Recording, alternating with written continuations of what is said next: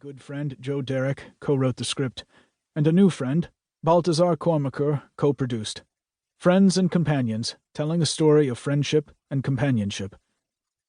The film is an adaptation of Mikkelsen's remarkable book, and we have done all within our powers to do it justice. The film is titled simply Against the Ice, and the publisher of the volume you are reading now chose to shorten the book's title in recognition of our effort. My hope is that the film will serve as a good companion to the book. If you watch the film on Netflix, I hope it will give you a sense of the preposterous beauty of Greenland, the unfathomable power of nature, and the fundamental human need for companionship. Enjoy. Nikolaj Coster-Waldau, Copenhagen, October 2021. Chapter 1. The Start of a Greenland Expedition. An expedition is given up. Mylius-Erichsen perishes in the wilds. Lord Northcliffe's offer and its consequences. Gay departure. Ill omens. We put in to Angmaksalik. The lot of the out-of-work explorer is not a happy one. His head teems with plans for new travels, but, poor man, he usually lacks the essentials for putting them into effect, for he is broke, stony broke, and often worse than that. I, at least, seem always to have been left with a number of larger or smaller bills to meet at the end of my expeditions, without having any idea where the money was to come from. Of course, there are fees to be earned for articles and lectures, and once in a while a check for a book about one's latest expedition. But they make little difference to a large deficit. Also, you feel that having returned to a civilized country, after several years in the wilds, you are entitled to a period of ease and freedom from care.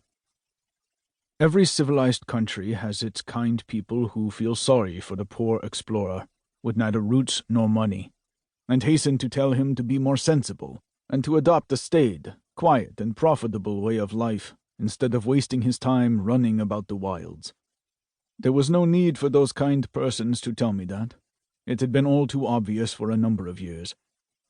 But what are you to do when you have been born with eternal unrest in your body, and are drawn to none but those parts of the world that sensible people regard as fit only for fools?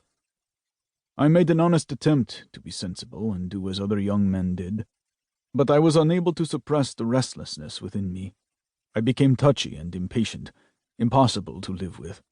I longed to be off again, away from the fretting ties of civilization, far in the north, where one could live life to the full, and be oneself.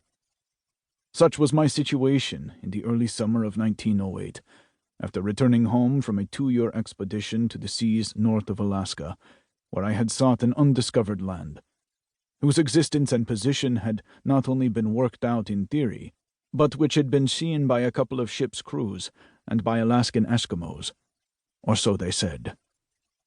Unfortunately, the theorists were wrong in their calculations, and it is a mistake uncritically to accept everything people insist they have seen, for the land was not where it had been calculated to be. The discovery that it was not land, but an island of ice, was reserved for the foolish youth of the future, those who joyfully hazard their lives in high-flying airplanes and use the stars as mileposts across the endless vault of the heavens, from which the view is so vast that those enormous floating ice islands were at last discovered. Now they drift slowly with the current across the polar seas, carrying scientists and technicians with them. My outlook brightened one dark October day when an old storm-whipped steamship chugged into Copenhagen and anchored in the roads.